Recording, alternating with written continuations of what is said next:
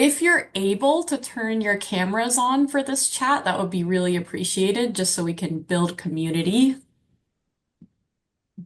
And welcome to this month's AOT Learning Network web chat. I'm Brooke, and I'm the AOT Implementation Manager as part of TAC's AOT Implementation team.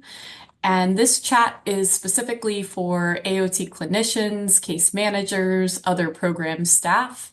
And we will engage in an informal discussion on clinical issues, for example, treatment non-adherence, co-occurring substance use. And so please feel welcome to share a difficult case you may be encountering, but refrain from sharing any protected health information. And the more kind of engagement we get, the more beneficial these chats are for everybody. So if you were forwarded this notice and are not currently a member of the AOT Learning Network, please consider joining for access to more free events like this one, AOT resources, webinars, etc. I will drop the link in the chat to join the network during our discussion. And then lastly, this chat is being recorded, and the recording will be shared with you and posted to TAC's YouTube channel sometime next week. All right, so we're going to start with introductions, starting with the TAC team, and then I'll go around and ask you all to introduce yourselves based on the order I see you on my screen.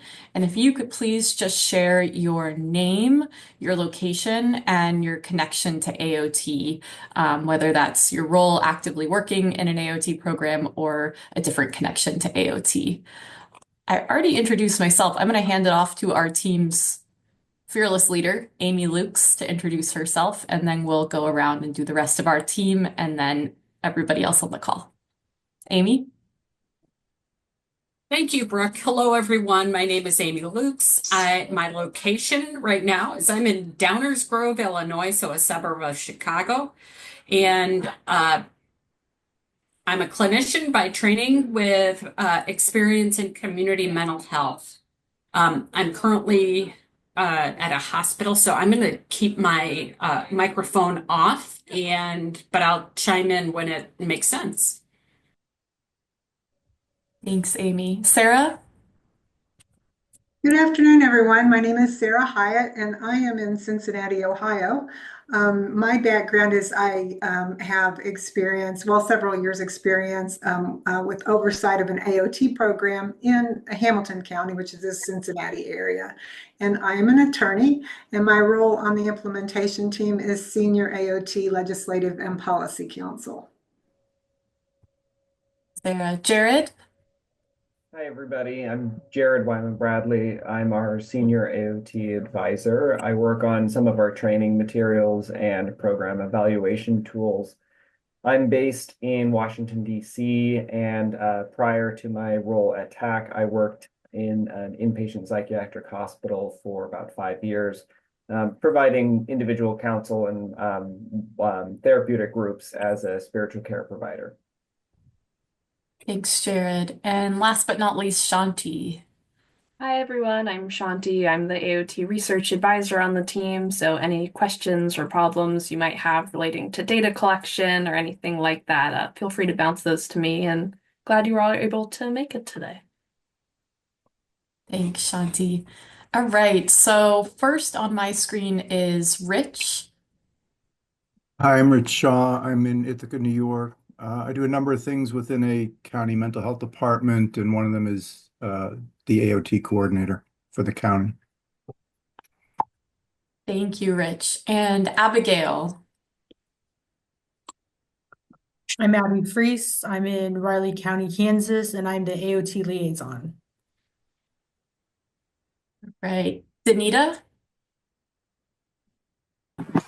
Hi, I am Danita Burke, an AOT monitor in Michigan at Oakland Community Health Network, and we service all of Oakland County. Awesome. Devin? Hi, my name is Devin Roos. I am in Houma, Louisiana, which is Terrebonne Parish, and I am the AOT project evaluator. Thank you, Devin. Arika, sorry if I mispronounced that. Hi, it's Erica. My name is Erica Watson. I'm the clinical manager for our AOT program here at MetroCare in Dallas. Awesome. Lindsay?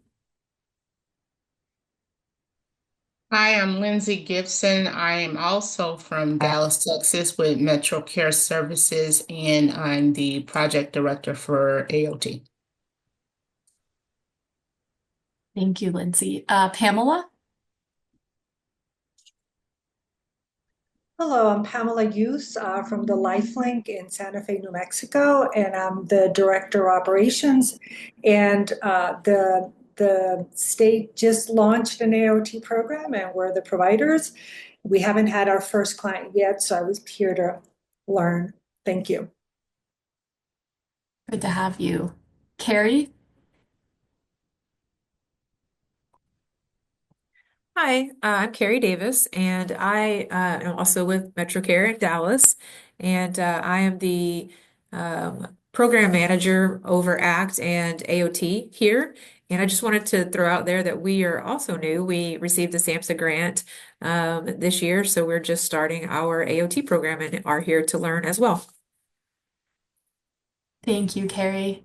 Yeah, I'm going to echo what Amy put in the chat. Really excited to see some new faces on here. Janet? Hey everybody, I guess I'm an old face. No. I'm the director of Healing Minds NOLA, which is a nonprofit that sort of does what Treatment Advocacy Center does locally and in Louisiana. And as part of that, helped implement a court in Orleans Parish. We started in 2017. And we have about, I guess, 89 people who are actively under judgments and rolling right along. Always dealing with funding challenges, though. We weren't as lucky as you all that got the SAMHSA grant because we already had a program that we started for free, but that's another story. Thank you, Janet. Grace? Hi, I'm Grace. It's also a new program for Denton County, Texas, and I'm gonna be the rehabilitation specialist. Awesome. Thanks for joining, Grace. All right. Lisa? Hi, yes. I'm Lisa Borger and I'm with Compass Behavioral Health out of Dodge City Outpatient Office. And I've been with the AOT program here since 2022. So we've been doing it for a little while and have about 9 participants, I think, right now in our program. That's great. Thank you. Harry Crane.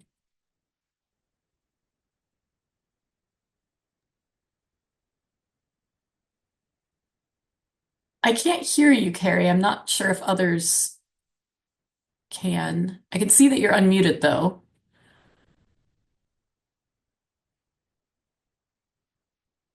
No worries. If it doesn't work, feel free to introduce yourself in the chat or jump back in at any point. And good to see you. Brian? Hi, everybody. I'm Brian Cook with Southeast Kansas Mental Health Center.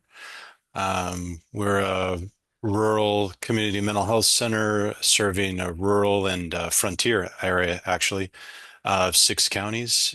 We don't have an AOT program yet. We're working on implementing that, but we have a multitude of individuals that are on outpatient treatment orders. And so I'm here to learn and how best to go about conducting AOT. Awesome. Thank you, Brian. Wendy?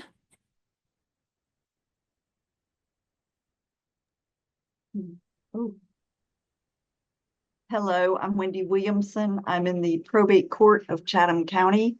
I'm in Savannah, but my office is about 55 degrees at all times, so I'm dressed for winter all year round. We are hoping to get funds for an AOT program, and we are trying to do one without funding, little baby steps by little baby steps. So I'm here to learn from you.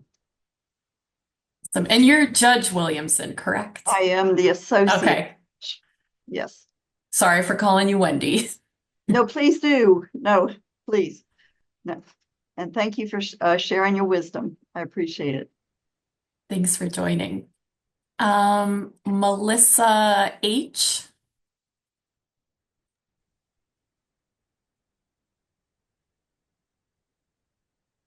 Hey, can everybody hear and see me? We can hear you, but we can't, or I can't see you. My videos might not be working. Well, anyway, my name is Melissa. I work for Catholic Charities here in Wenatchee, Washington, Chelan County. I am the AOT coordinator.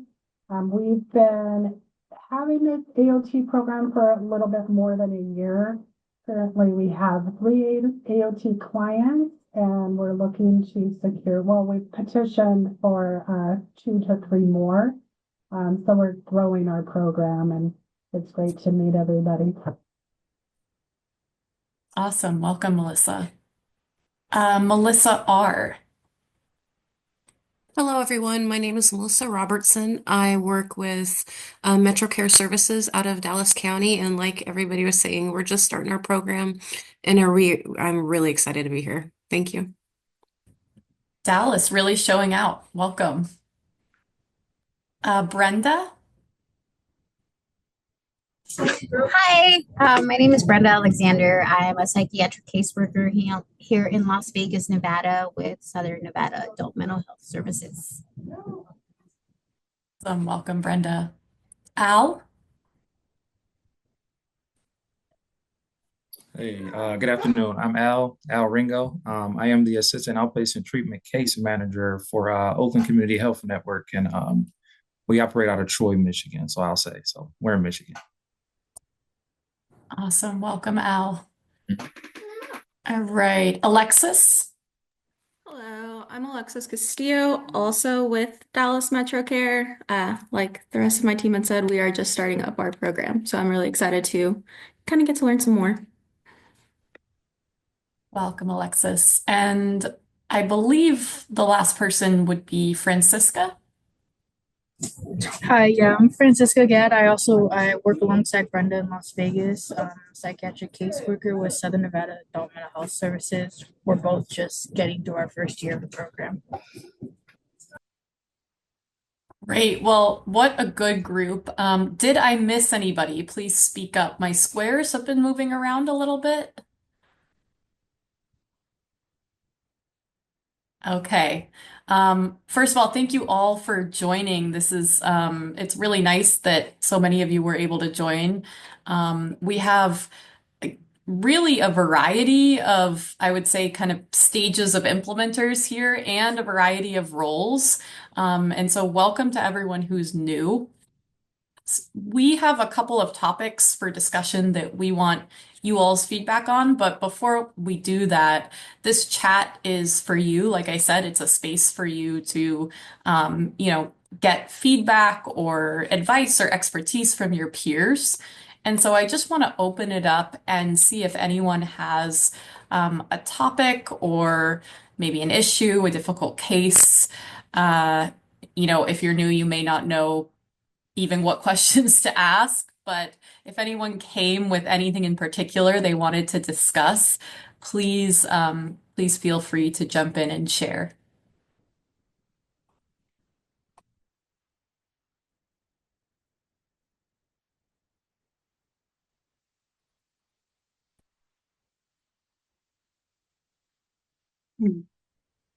Well, I know I'm new, so I shouldn't even ask a question or talk, but our biggest problem is housing outside of the hospital.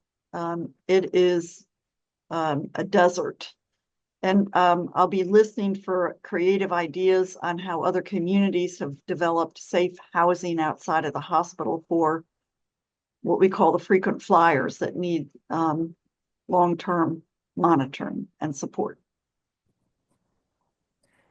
Really important topic, Judge Williamson. I'm curious for those who are kind of in programs that are active right now, how you house your AOT participants who are facing housing insecurity. Hey, Brooke. So Janet Hayes from Orleans. So it depends, obviously, on the person, level of psychiatric deterioration, how progressed it is, that sort of thing. So we use all different kinds of housing, from permanent supportive, just regular affordable housing. Most of our folks are living with a family member, which is very helpful.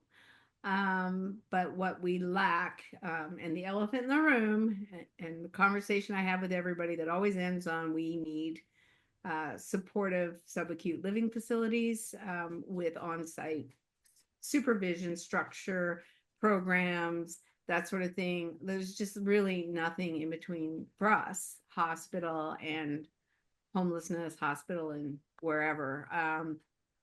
So we need something more transitional as a step down or a step up for people that, may just, they're not going to get to that level of recovery where they can manage their illness on their own, and, that may be a little higher functioning. And we have a lot of them like that. And they usually, a lot of them end up homeless or in jail, because of the lack of support housing. Oh, I should mention also, in Louisiana, the state doesn't require licensing for group homes. So I know some states do, and I think those states are better in terms of what a group home actually means. Here, they are typically slum dwellings and trap houses for drug dealers. So I'm sorry to hear that, Janet, but that's helpful. I think it's but we do it. I mean, obviously we do our best, but the housing is a real problem here as well. And I think it's something that that needs a focus, an advocacy focus, collectively across the country. But that's another story for another day. Others want to share about how kind of housing works in your communities for this population? Whether it's working or not, I guess. It's Lisa from Dodge City. So here that's housing is a major issue for our people too. Um, so I have a couple that are, on Social Security disability. Um, and it doesn't seem like, like we've tried Oxford. We have quite a few Oxford houses here. I usually work mainly with the women, but help with the men as well, as needed. Um, because we're going through some changes. My coworker, Danny Gillum, retired recently, and so we're just kind of working out how we're doing that part. But so some of them, they don't really make enough to support themselves. Like, like a Social Security disability check is max, 1,100, 1,200 bucks if they worked long enough for it to be that high. Most of mine are like, in the 700 to $900 range. And there is nothing for rent here that is less than 750 bucks probably. And that's like, slumlord, really broken down studio apartment. And there's not very many of those even. If they're willing to live there, it's, there's just not very much availability. We're looking at $1,500, rent at a lot of places, and minimum, I want to say most people are paying at least 900. So it's like they can't work, but they can't afford housing. And we try Oxford for some of them if substance use is involved. Oxford does, I have really good luck with Oxford with a lot of my clients. But the ones that have more severe mental health issues, Oxford doesn't usually work because, they're not trained. They're a bunch of addicts in recovery, they're not trained or capable of dealing with someone with, struggling with mental health, in major ways inside their house when they're trying to just get by day without relapsing, but I too have struggles with that. And, um, some of the lower income apartments that are available, here and there. One example is we call it the South High Rise, and it's low income, but a lot of people that live there are using addicts, and there doesn't seem to be a way to like get the people out that like I don't know what kind of changes would need to be made, but it seems that people that are using and not working or barely working are keeping the apartments, and then the people that are trying to do better and, maybe get their kids back or get better with, treat their mental health and do better and live a functioning life. It's hard to get, there's no revolving door. Some people are sitting there and they're not choosing to work to better their life and move on so that it's open for the next round of people who are struggling. So I've had a really hard time with housing difficulties, homelessness, you know, and when you throw in there that there's a lot of drug abuse in just everywhere, we just really struggle to keep people housed. And when they go and they end up sleeping on someone's couch that's using, well, then they use and then they end up in crisis and back in Larned, and it's kind of a vicious cycle, and housing seems to be a big part of it. So Thank you, Lisa. And when you mention Oxford House, just for people who are not familiar with that, I don't know if that's limited to if they offer services in other states, but do you mind sharing a little bit about that in case it is an option? So Oxford houses are a sober living environment for addicts in recovery. They are self-sustaining houses, and so like other sober living environments, they take you, they are drug tested.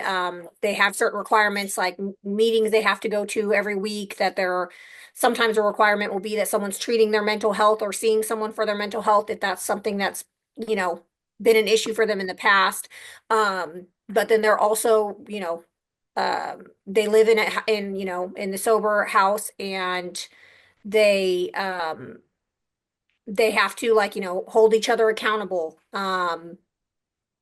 have certain chores and things that they have to do to help the house function. It's like completely self-sustaining versus regular sober living house where, there's like I get the best word I can think of is like a den mom or someone who's running the place and is paid and employed there. Oxford is different in that way because they are, they're doing it. All the house members are running the house themselves, paying their bills. There's a set rent amount. I think right now, one of the houses that I work with closely, I think their rent is around $130 a week. And they're available in all different states. If anybody's interested, I could get information. Some of my colleagues are very involved with Oxford. And so I could get you guys more information if you have clients that could utilize that, because I feel like it's a great option for recovering addicts to have a place to live somewhere where there's other sober people who will go to meetings with them and give them a recovery community. So yeah, there's lots of them out there. We have, oh gosh, we have 2 women's house and I think 7 or 8 men's houses here in Dodge. And I know they're all over like Wichita, Salina. They're kind of just scattered all over the state, and more are popping up. So it's a good option. We have That's them in really helpful. also Oh. that they do. I think it's one chance you're out though, right? Like if you relapse, if someone relapse, they kick them out, I think. Yes, so they will You probably know better than I do.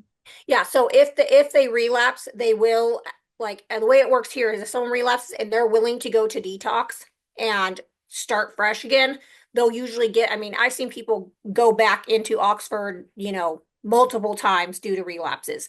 As long as they're, holding themselves accountable and saying, this is what led to my relapse and this is how I'm going to fix it. And they've got a plan. They're really good about letting them back in, but yeah, they will remove them to protect the rest of the house. And so but they are given the opportunity to come and re-interview and, get back in and start fresh. So we know relapse happens and Oxford's really good about that, but it does lead to eviction if they relapse. I think it's, one of those things that's kind of automatic eviction, but if they're willing to go and get help again, get it out of their system, then they can come back. Thanks, Lisa.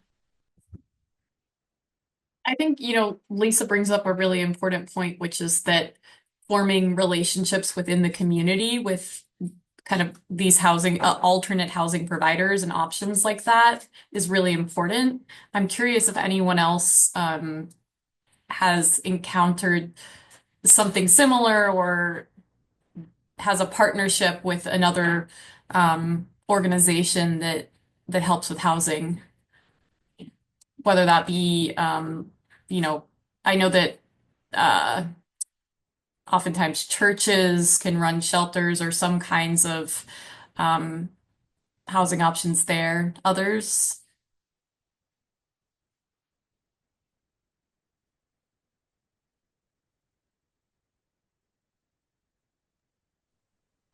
Hi, Pamela Hughes from the Lifelink in Santa Fe here. We, for decades, have had special funds coming from the city and also HUD to provide supportive housing. And so that means it works a little bit like Section 8, and that person pays a third of their income towards rent. And then there's other services associated with it. Just like other people have said, and again, this is all around the country, is that finding affordable housing is really hard. This is supportive housing is independent living, but with support. And so, but it's definitely a challenge. At least in our AOT program, it is for really chronic mental illness. And so Oxford House or a program like that would not take our clients because it's mental health is very prevalent. And so, but I think this is the next frontier in behavioral health is housing. You can't heal properly on any level without the stability and safety of a roof over one's head. And so, or the challenges are much larger if you don't have that. It reminds me of in Arizona, we have a advocate we work with, Deborah, I can't pronounce her middle name, Deborah Giesling, and she, her son, she wasn't able to find housing for her son, and so she tried to get him into the Lighthouse model of housing, and he didn't meet criteria for one reason or another, just like Oxford House is mainly geared for people with primary substance use disorder. So, but she forced it. She went and she, talked to the CEO and she said, this is what my son needs. I think they thought he was too dangerous or something. But anyway, she ended up convincing him, the CEO, to take her son, and they changed their whole model because of that. So I think a lot of what we do is innovative, right? Like we're innovators. We're all pioneers because we're all pioneering programs that have never been used before. I mean, there's no one template that works better than others, but I find my whole life is innovating. I'm always innovating something to get around a barrier or override something or other, right? So, and it's a fight every day, but it's wonderful. I mean, it's great when you can help somebody, right? That's why I keep doing it when we have those successes.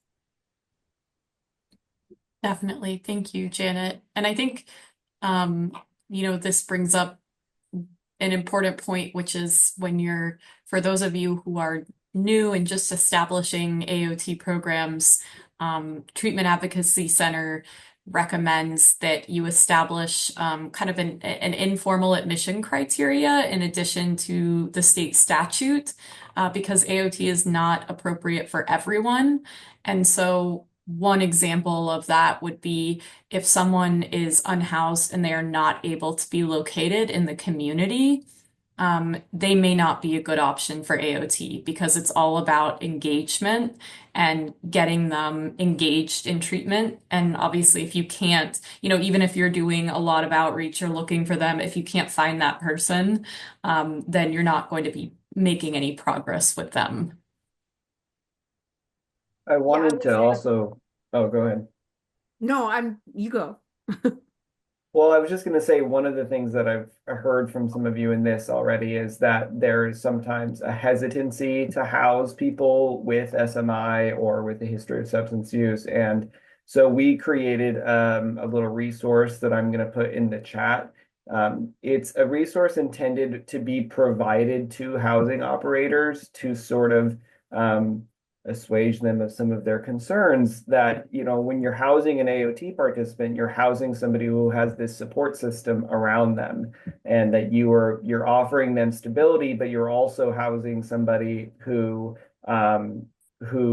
when there is, an increase in symptoms, when they are in need in some way, that there's people there to help them and support them. So this can be part of your outreach and kind of relationship building with those local housing providers to say, hey, like, you can be a part of helping this person. And also, this is a good part, AOT participants are really supported, and so we'll be there if something happens.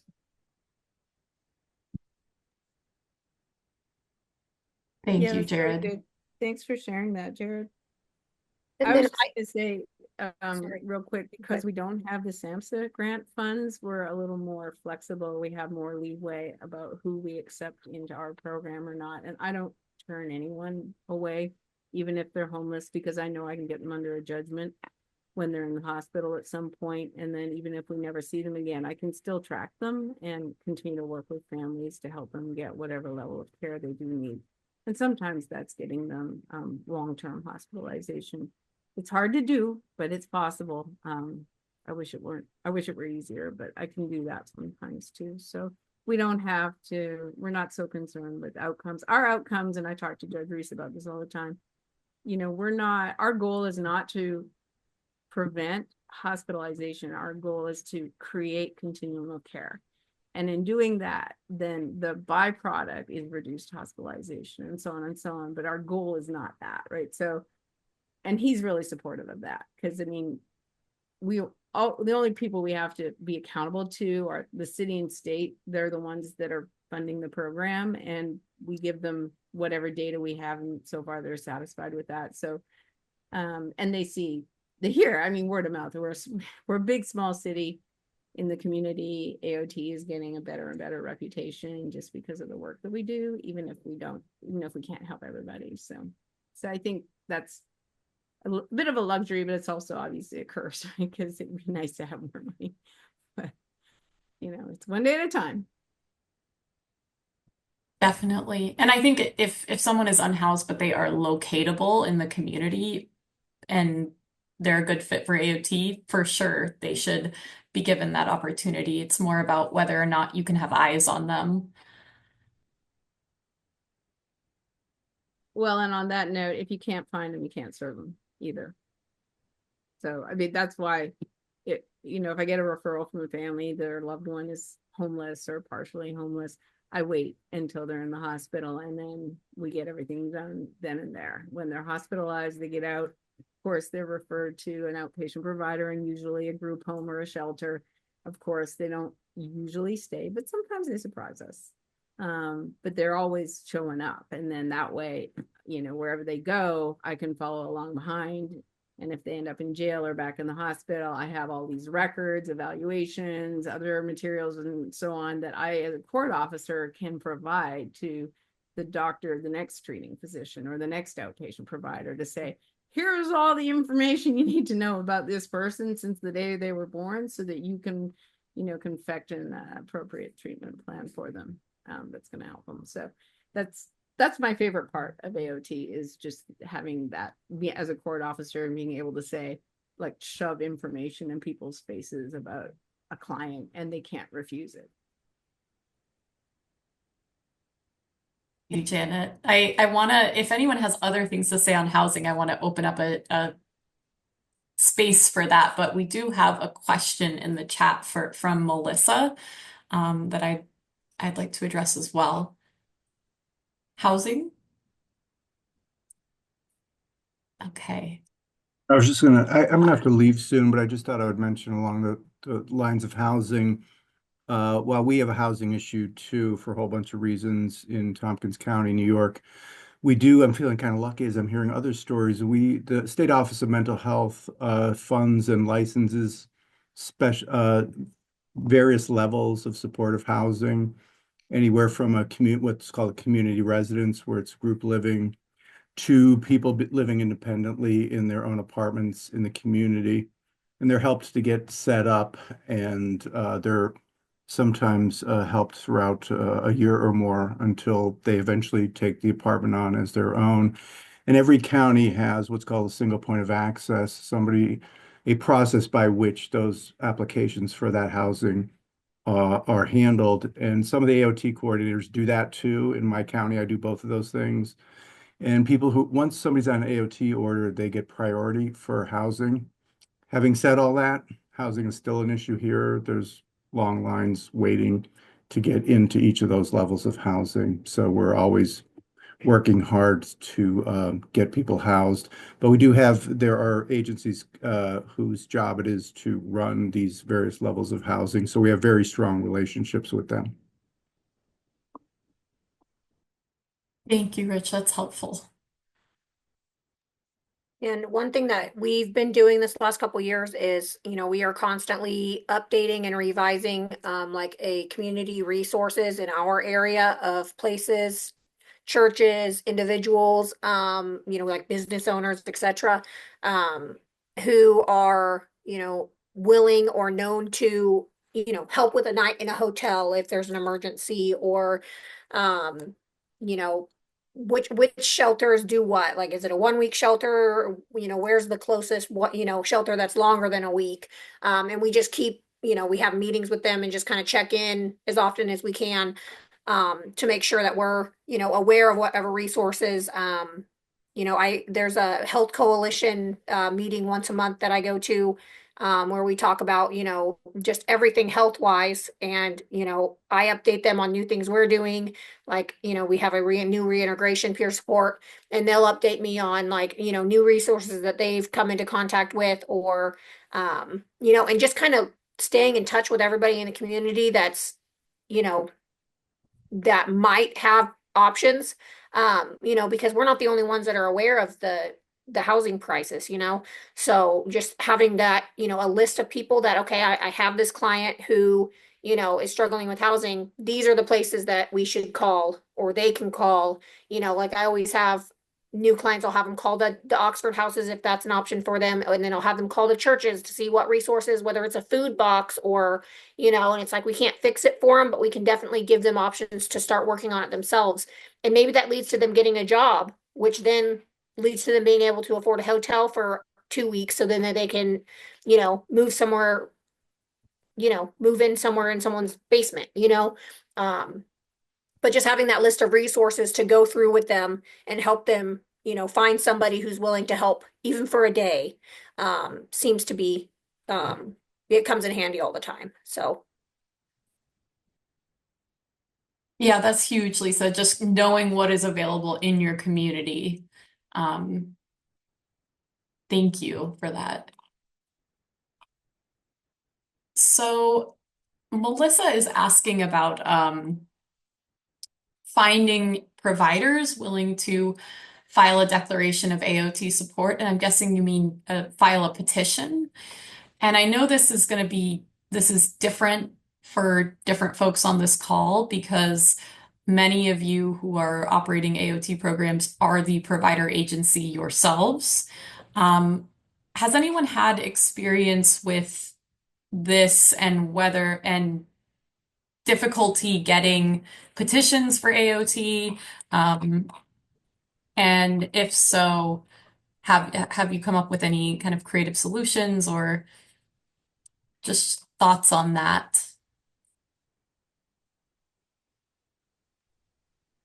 So I've been kind of answering the chat, but so we're really lucky in Orleans. We have 4 ACT corporations and a number of hospital IOPs, so we have no shortage of outpatient providers. And I think also there's a lot of different meetings that happen on a regular basis in other venues where people are collaborating, they're sharing resources, sharing information. The left hand knows what the right hand is doing. So there's been a lot of that partnership building anyway that transfers over to various places, including our court.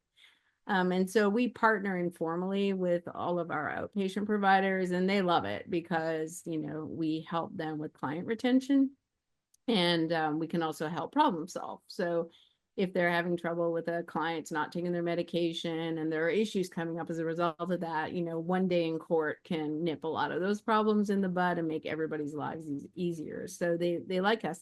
I do understand the time constraints. We have very, very busy outpatient providers who don't want to sit in court all day long waiting to testify on a case. So what I do is we do try to get our providers in by Zoom, and the judge allows Zoom for all providers, just to make, you know, wants the respondent there in person, but he understands with doctors and so on and nurses, case managers, et cetera, that they you have patients to see. And so during court, if an issue comes up, like if it's a client and we know ahead of time, we always do our staffing like 2 days before the hearing. We know that this client is doing really well. There aren't any major issues.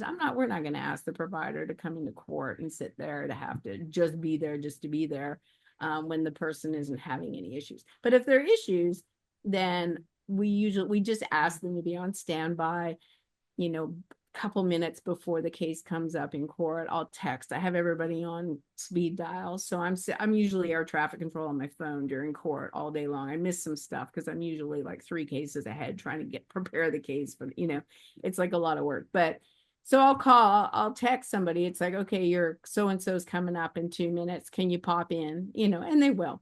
Like they really want to help. So now if they absolutely can't, we've already gotten our written update from the provider 2 days before the court hearing. And so we'll just go off of that. And then the judge will talk to the respondent. If there's issues, then we'll communicate back to the provider what happened in court.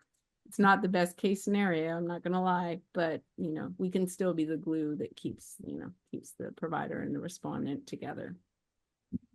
We do it, you know, and now all the time we're just doing our best, right? You can't ever predict what's going to happen, but it works pretty well for the most part. It's a lot more work because you have to have somebody there who's like got everybody. You know, you're like a little squirrel or a hamster on a wheel, like the whole court hearing. It's really stressful to make sure that providers are informed a couple of minutes before the cases.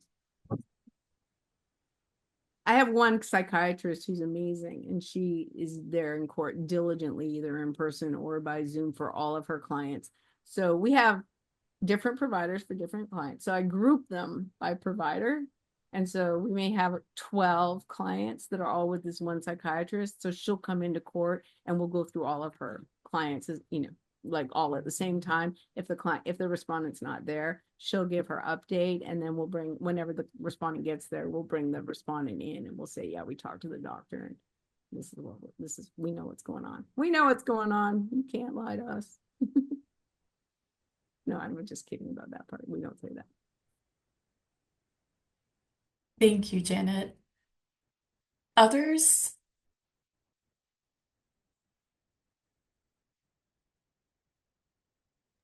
I have a question.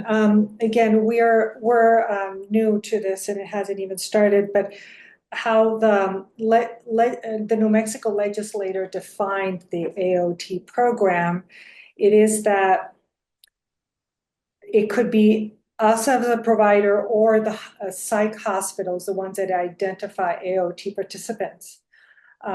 If in spite of our efforts in working with the AOT client, the client does not engage in services, the consequence is that they will be reevaluated by the hospital. And I know other programs may work a little differently, but as providers, it seems like we have some doubts of the efficacy of this. I'm not sure what the consequences should be, and we can't change it because it's through the legislator.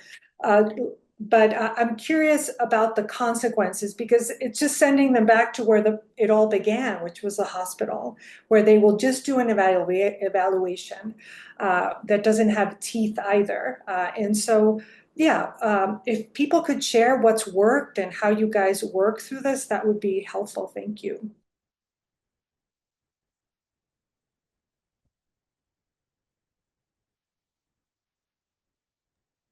I guess I'm the old dog today. So yeah, that's a problem. So DAC providers are like, okay, what's expected of us if the person's not adherent? the law says, and I explain the law, well, if the person is not taking their medication and they're decompensating, then the provider can use that as evidence that they need rehospitalization to be evaluated. But there are a lot of problems in the real time, right? So the real world means that someone's got to go out, get the papers to have the person taken to the hospital, and then the hospital might just turn them back out, right? And it's like, and the provider's like, well, why the hell would we're taking people offline who have other patients they need to see to do this for AOT or whatever, and then we saw no result. So I guess just over time doing what I do, I've developed a lot of relationships with inpatient providers as well, doctors and so on, and nurses. And so I will work with an ACT team directly if someone needs to be rehospitalized, and we'll strategize it together. So the hospital will know ahead of time that the person's coming in. And they already have the information that they need to be able to make a judgment on whether or not the person needs to be PEC'd. I mean, this Louisiana lingo, don't mind me. But anyway, so a lot of the problem is, as you know, when someone's rehospitalized or someone's brought into the hospital, they present very well, and the doctor just discharges because they don't see anything wrong. Well, I make sure that they have the information they need to have about how the person is when they're living in the community.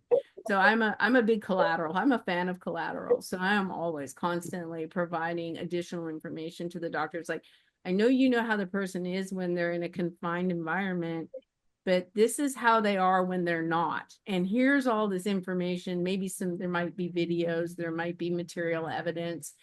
We definitely are going to have an evaluation by a psychiatrist that was the evidence that the person did meet criteria, clear and convincing evidence that the person needed to be under a judgment of involuntary outpatient commitment.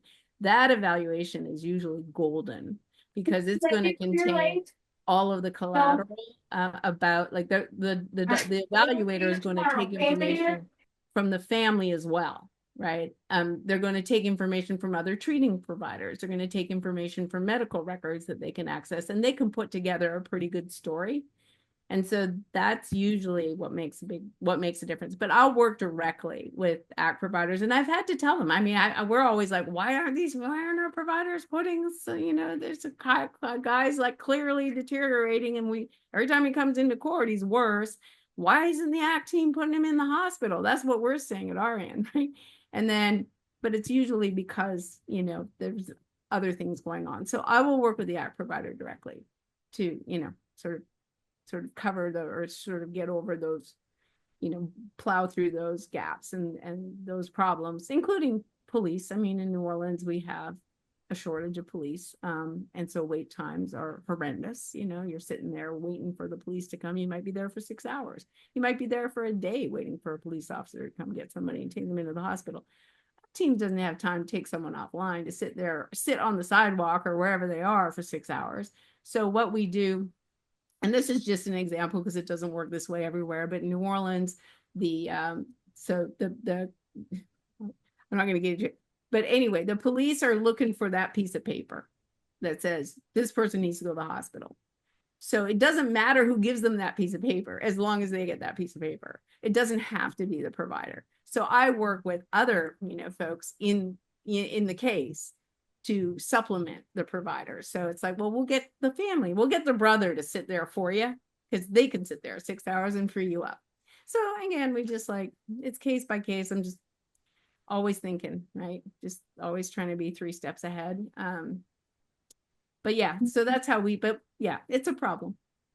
So I wanted to jump in and just pivot a little bit with respect to the New Mexico statute that that provision allowing hospitalization for non-adherence is kind of a gift. Some states don't have that opportunity. But I would say that sorry to interrupt, but may I say it's not hospitalization, it's an evaluation. Right. Which is very different, but please go ahead. Sure. So that's an opportunity when somebody is, clearly decompensated, but what's not in the statute, but is clearly permissible and should be done prior to any effort to hospitalize or have an evaluation is outreach in the community. So that's where the case managers come into effect, and they are, worth their weight in gold. I think we have some case managers on this call, and if you have any additional information, that would be great about specifics you do. But my experience, they're the ones that go out and figure out what's going on, because there may be things to do prior to an evaluation.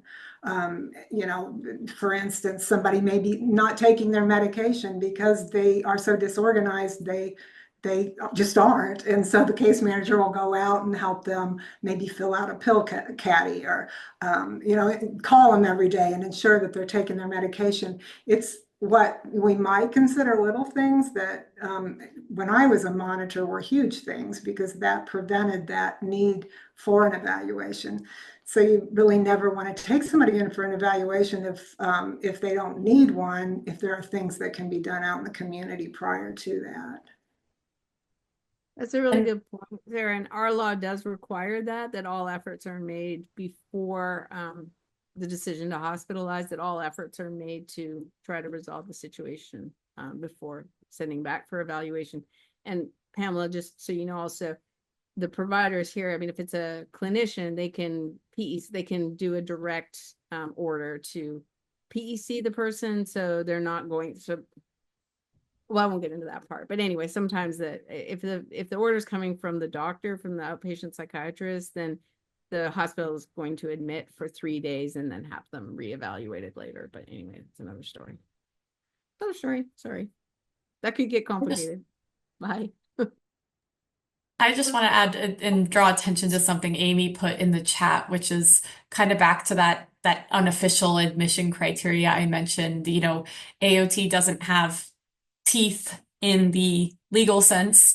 However, there are strategies, including engagement, that you can utilize to try to promote treatment adherence for people. And so one thing would be people who are appropriate for AOT are people who want to live in the community and they don't want to be in the hospital.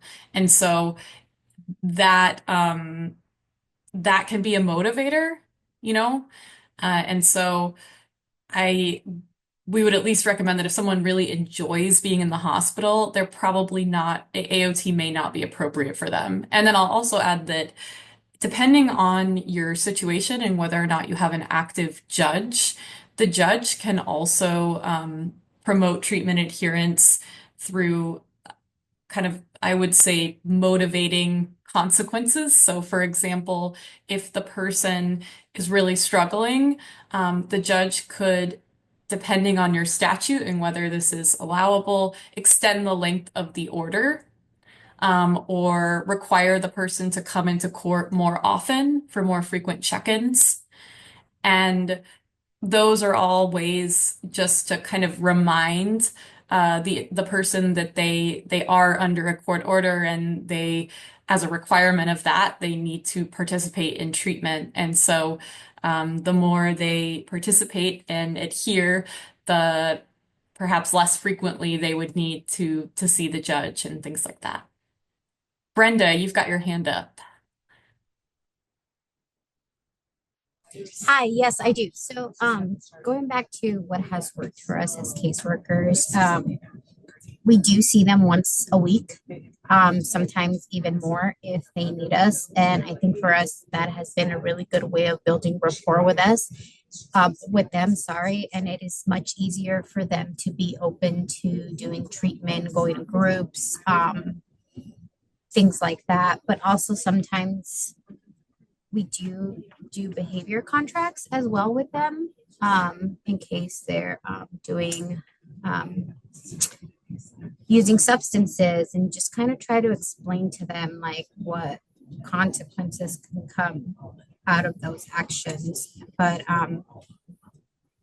rewarding them too for doing what they need to do, like positive reinforcement. A lot of the times, what has helped with my clients is telling them how proud I am of all the work they're doing. So that's some of the things that have worked for us. That's super helpful, Brenda, and thank you so much for that good work you're doing. I think that, we know of at least one judge who, when participants come into his court and they leave, they can pick up like a $5 gift card or a snack on the way out.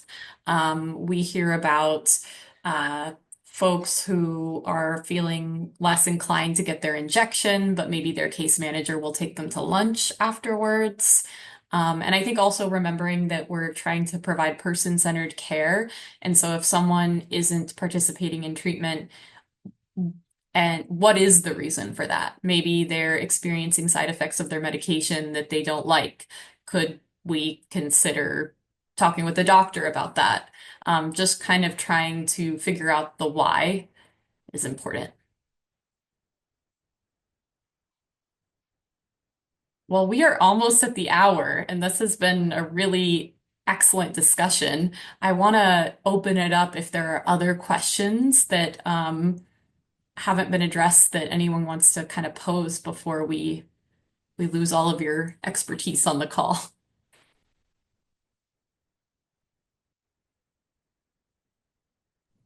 I don't have a question about this, but I do have a quick question about the last webinar you guys did with the lawyers. Did you send out a recording for that? I have not yet, Janet. That is coming actually right after this, so you should get it yay. today. I have a judge. We have a judge in another parish who's very interested. She's starting AOT court mostly for a criminal case, but anyway, long story. But another judge is starting another court also in a nearby parish. So it's all over the place now. Anyway, they were very interested in attending that webinar, but then everybody had to miss it because we got busy. So. Definitely, and for those forward to seeing that one. Yeah, and for those of you who have no idea what Janet's talking about, we had a webinar recently about the role of attorneys in AOT, and the recording of that will be posted to TAC's YouTube channel. The handle is TAC Communicate. I think you can just Google or YouTube search Treatment Advocacy Center if that's something you're interested in. And there's also a lot of great recordings of previous presentations there on YouTube as well. And I also want to just share that if anyone has any kind of question or issue or barrier that they would like assistance on, feel free to reach out to Treatment Advocacy Center's AOT implementation team at any time. We are here to help, and I'll put our email in the chat.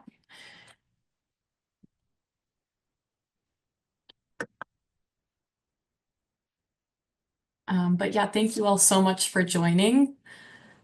Last call, questions, comments, concerns?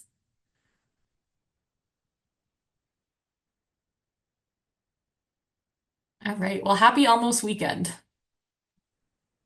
Happy almost weekend to you, Brooke, and everybody. It's great to see you all, meet you all.